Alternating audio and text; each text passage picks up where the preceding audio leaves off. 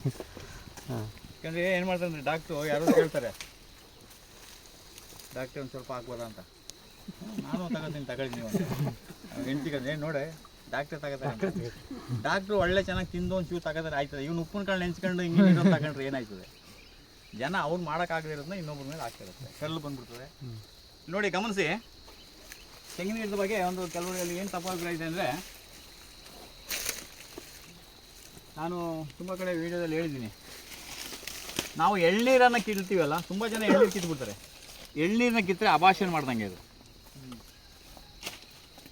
ಅದೇ ಮರ ಹತ್ತಿ ಕಿತ್ತರೆ ಸೀಸರಿನು, ಅದೇ ಬಿದ್ದರೆ ನ್ಯಾಚುರಲ್ ಡೆಲಿವರಿ ಅಂತ. ಅದೇ ಆಗಿ ಬಿದ್ದಾಗಲೇ ಗಿಡಕ್ಕೆ ಶಕ್ತಿ ಜಾಸ್ತಿ. ಹೆಂಗೆ ಅಂದರೆ ನೋಡಿ, ಒಂದು ಈ ಕಾಯಿ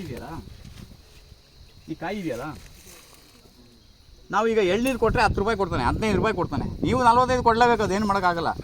ನಾವು ಹೋಗಿ ಬೈಕಲ್ಲಿ ನೋಡಿ ಎಳ್ನೀರು ಮಾರೋದು ಒಂದು ತಿಳ್ಕೊಳ್ಳಿ, ನಡ್ಕೊಂಡು ಹೋದಾಗ 30, ಬೈಕಲ್ಲಿ ಹೋದ್ರೆ 35, ಕಾರಲ್ಲಿ ಹೋದ್ರೆ 40. ಅದು ಭಾಷೆ ಬೇರೆ ಹೇಳ್ಬಿಟ್ರೆ 50. ನಾವು ದಿನ ಅನುಭವಿಸ್ತಾ ಇರೋದಿಲ್ಲ. ಇಲ್ಲಿ ನೋಡಿ ಏನಾಗ್ತಂದರೆ, ನೀವು ಎಳ್ನೀರು ಕಿತ್ತಾಗ ಅವನು ಕುಡಿದ್ಬಿಟ್ಟು ಆ ಸಿಪ್ಪೆನ ಬೇರೆ ಕಡೆ ಬಿಸಾಕ್ತಾನೆ, ಹೌದಾ? ಕಾಯಿನೂ ಬೀಜ ತಗೊಂಡು ಹೋಗ್ತಾನೆ, ಅದು ಬಿಸಾಕ್ತಾನೆ, ಹೊಳಿತಾರೆ, ಸಿಪ್ಪೆನೂ ಮಾರ್ಕೋತೀವಿ ನಾವು. ಇದೇನು ಮಾಡ್ತಂದರೆ, ಗಿಡದಲ್ಲಿ ವಾತಾವರಣದಲ್ಲಿ ಮತ್ತು ಗಿಡದಿಂದ ಎಳ್ಕೊಂಡಿದ್ದನ್ನ 70% ಗಿಡಕ್ಕೆ ವಾಪಸ್ ಕೊಡ್ತದೆ. ಇದು ಎಷ್ಟು ಪರ್ಸೆಂಟು? 70% ಗಿಡಕ್ಕೆ ವಾಪಸ್ ಕೊಟ್ಬಿಟ್ಟು 30% ಇದು ವಾಮಿಟ್ ಮಾಡೋದು. ಆಗೇನಾಯಿತು, ಒಂದು ಕಾಯಿ ಬರಬೇಕಾದ್ರೆ 2 ಕಾಯಿಗಿರೋಷ್ಟು ತಾಕತ್ತು ಕೊಟ್ಟು ಬಂದಿದೆ ಅದು 2 ಕಾಯಿಗಿರೋ ತಾಕತ್ತು ಕೊಟ್ಟು ಬಂದಿದೆ ಅಂದಮೇಲೆ ನೀನು ಗೊಬ್ಬರ ಹಾಕೋದು ಏನಿದೆ ಕೆಲಸ? ನೀನು ಮಾಡಬೇಕಾದ್ರೆ ಇದು ಇಷ್ಟೇ ಜಾಣ, 12 ಗರಿನ ಕತ್ತರಿಸಿಲ್ಲ ಹಾಕೋದು. ಅದ್ರದ್ದು ಮೊಟ್ಟೆ ಬಂದಿದ್ದು 300 ಕಾಯಿದು ಮೊಟ್ಟೆನ ಇಲ್ಲೇ ಹಾಕೋದು, ಅದ್ರದ್ದು ಕೊರಮಟ್ಟೆನ ಅಲ್ಲೇ ಹಾಕೋದು. 12 ಗಂಟೆ 1 ಗಂಟೆಗೆ ಬನ್ನಿ, ನೀರು ತೊಟ್ಟಿಗ್ತಾ ಇರ್ತದೆ. ತೆಂಗಿನ ಗಿಡದ ಬುಡದಲ್ಲಿ ಗುದ್ಲಿನೇ ಹಾಕ್ಬಾರ್ದು. ಉಳಿಸ್ತೀನಿ ಅಂದರೆ 6 ಅಡಿ ದೂರದಲ್ಲಿ ಹೋಗ್ಬೇಕು, ನೇಗಿಲು ಉಳಬಾರ್ದು.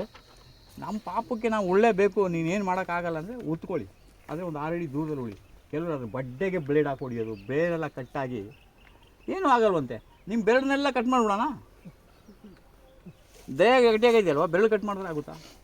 ಪ್ರತಿಯೊಂದು ಬೇರು ಗಿಡಗಳಿಗೆ ಲಿಂಕು. ನಾರಾಯಣ ರೆಡ್ಡಿಯವರು ಭಾಳ ಚೆನ್ನಾಗಿ ಹೇಳ್ತಾರೆ, ಆ ಬೇರು ಸುಧಾರಿಸ್ಕೊಳ್ಳೋ ಗಂಟ 6 ತಿಂಗಳು ಫಸಲೇ ಬರೋಲ್ಲ. ಅದು ಇದೇನಾಗ್ತದೆ, ಕಾಯಿ ನ್ಯಾಚುರಲ್ ಆಗಿ ಏನಾಗ್ತದೆ, ಬೀಳ್ತದೆ. ನೋಡಿ ಅಲ್ಲಿ ಮೊಟ್ಟೆ ಮೇಲೆ ಕೂತಿದೆಯಾ? ಕೂತಿ. ಈಗ ಇಷ್ಟಿದೆ ಅಂದರೆ ಇನ್ನೊಂದು ವರ್ಷಕ್ಕೆ 300 ಕಾಯಿ ಬರಲ್ವಾ? ಕೆಲವ್ರು ಹೇಳ್ತಾರೆ, ಅದು ಯಾವುದೋ ಒಂದು ಆಕಾಶವಾಣಿಯಲ್ಲಿ ಒಂದು ಕಾರ್ಯಕ್ರಮಕ್ಕೆ ಅಪರೂಪ ಕರೆಸಿದ್ರು. ಅಲ್ಲಿ ಹೇಳಿದಾಗ ಯಾರೋ ಒಬ್ರು ಬಂದರು, ಶ್ರೀರಂಗಪಟ್ಟಣದವರು. ಏನು ರೀ, ಆಕಾಶವಾಣಿಯಲ್ಲಿ ಕೂತ್ಕೊಳ್ಳೋಕೆ ಜಾಗ ಕೊಟ್ಟು ಅಂದ್ಬಿಟ್ಟು ಮಾತಾಡಿದೆ ಅಂತ. ಏನಪ್ಪ ಅಂದೆ, ಗಿಡದಲ್ಲಿ ಬರೋದಿಲ್ಲ, ನೆಟ್ಟು ಬಾ ಇಲ್ಲಿಗೆ ಬಂದು ಗಿಡ ನೋಡು, ತೋಟ ನೋಡು ಬಂದು ನಿಂತ್ಕೊಂಡು, ನಮ್ಮಲ್ಲಿ ಇಷ್ಟಿಲ್ಲಪ್ಪ, ನಾನು ನಿನ್ನ ಗಿಡದ ಬಗ್ಗೆ ಮಾತಾಡಿಲ್ಲ, ನನ್ನ ಗಿಡದ ಬಗ್ಗೆನೇ ಮಾತಾಡಿಲ್ಲ.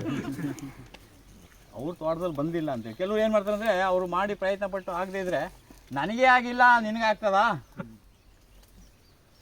ಅಂತ ಹೇಳೋದು ಒಂದು ನಮ್ಮಲ್ಲಿ ಒಂದು ಅಭ್ಯಾಸ. ಅದಕ್ಕೆ ಈ ತೆಂಗಿನ ಗಿಡನ ನೀವು ನಡುವಾಗಲೇ ಬೀಜ ಆಯ್ಕೆ ಮಾಡೋದು ವೆರಿ ಇಂಪಾರ್ಟೆಂಟು. ಅದನ್ನೇ ನೀವು ಸರಿಯಾಗಿ ನಡೆದೇನೆ, ನನಗೆ ನಮ್ಮ ತಹಸೀಲ್ದಾರ್ ಆಫೀಸ್ ಎದುರುಗಡೆ ಹುಣಸೂರಿನಲ್ಲಿ 100 ರೂಪಾಯಿ 3 ಗಿಡ ಮಾರ್ತಾರೆ. 100 ರೂಪಾಯಿಗೆ ಎಷ್ಟು ಗಿಡ? ನೀವೇ ತೆಂಗಿನಕಾಯಿ 30 ತರ್ತೀರಿ, ಅದು ಹೆಂಗೆ ಅವ್ನು 3 ಗಿಡ ಮಾಡ್ತಾನೆ ಅಂದರೆ ನಿಮಗೆ ಯೋಚನೆ ಮಾಡಲ್ವಾ? ನಮ್ಮಲ್ಲಿ ಕೆಲವರು ಯೋಚನೆ ಮಾಡೋ ಸಾಮರ್ಥ್ಯನೇ ಕಳ್ಕೊಂಡಿದ್ದಾರೆ. ಅದರಲ್ಲೂ ವಿದ್ಯಾವಂತರು ಇದ್ದೀರಲ್ಲ, ನಿಮ್ಮನ್ನು ಏನು ಮಾಡಬೇಕು ಅಂತ ನನಗೆ ಅರ್ಥ ಆಗಲ್ಲ ಅಂತಾರೆ. ಈ ಮೊಳಕೆ ಕಟ್ಟಕ್ಕಿದ್ದು ಕಾಳು ಬೆಳಿಗ್ಗೆ ಮೊಳಕೆ ಬಂತಲ್ಲ ಕಾಳು, ಮೊನ್ನೆ ಒಂದು IAS ಆಫೀಸರ್ಸ್ ಮೀಟಿಂಗ್ ಹೋದರೆ, IAS ಅನ್ನೋದೇ ಒಂದು ಮೀಟಿಂಗ್ಗಳಿತ್ತು. ಸರಿ, ಇದನ್ನ ಹೆಂಗೆ ಮೊಳಕೆ ಬರ್ಸೋದು ಹೆಂಗೆ ಅಂತ ಕೇಳ್ಕೊಂಡಲ್ವ? ನಾವು ನಾಳೆ DC ಆಗಿ ಏನು ಮಾಡ್ಬೋದು? ಆ ಮಟ್ಟಕ್ಕೆ ಹೋಗ್ಬಿಟ್ಟಿದೆ ನಮ್ಮ ಶಿಕ್ಷಣ. ನೀವೆಲ್ಲ ಇವಾಗ ಮೆಣಸಿನ ಪುಡಿ ತರ್ತೀರಿ, ಮಸಾಲೆ ಪುಡಿ ತರ್ತೀರಿ.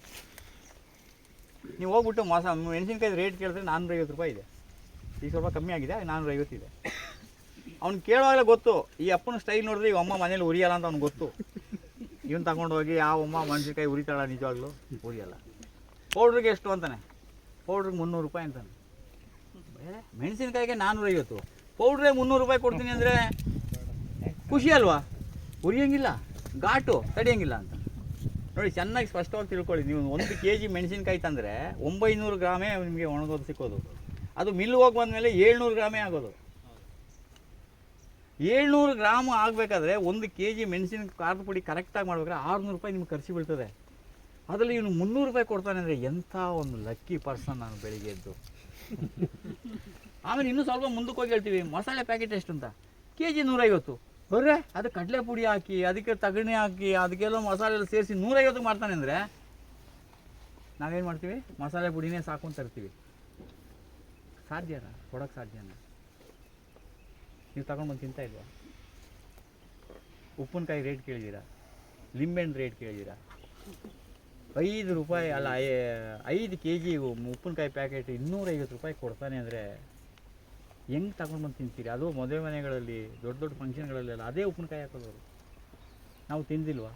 ಯೋಚನೆ ಮಾಡಿದೀವ ಅದನ್ನು ಕೊಡೋಕ್ಕಾಗುತ್ತಾ? 1 kg ಉಪ್ಪಿನಕಾಯಿ 50 ರೂಪಾಯಿ ಮಾಡೋಕ್ಕಾಗುತ್ತಾ? 1 kgಗೆ 30 ಲಿಂಬೆಹಣ್ಣು ಬೇಕು. ಆ 30 ಲಿಂಬೆಹಣ್ಣಲ್ಲಿ 1 ಲಿಂಬೆಹಣ್ಣಿಗೆ 5 ರೂಪಾಯಿ ಆದರೆ 30ಕ್ಕೆ ಎಷ್ಟಾಯಿತು? 150 ರೂಪಾಯಿ ರಾ ಮೆಟೀರಿಯಲ್ ಲಿಂಬೆಹಣ್ಣಿಗೆ ಬಿದ್ದ ಮೇಲೆ ಇವನು ಉಪ್ಪಿನಕಾಯಿನ 50 ರೂಪಾಯಿಗೆ ಹೆಂಗೆ ಕೊಡ್ತಾನೆ ಅಂತ ಯೋಚನೆ ಮಾಡಲಿಲ್ವಲ್ಲಪ್ಪ. ಬನ್ನಿ.